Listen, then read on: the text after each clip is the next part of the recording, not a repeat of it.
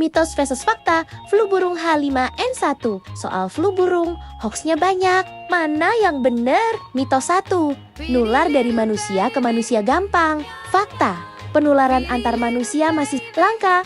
Kebanyakan kena karena kontak langsung sama unggas sakit. Mitos 2, telur dan ayam rebus bikin ketularan. Fakta, aman. Virus mati kalau dimasak suhu 70 derajat Celcius sampai matang sempurna. Mitos 3, cuma peternak yang kena. Fakta, siapa aja bisa, asal kontak sama unggas atau bulunya. Fakta kuncinya, jaga kebersihan. Hindari unggas sakit atau mati. Masak daging dan telur sampai matang. Stop, share, hoax.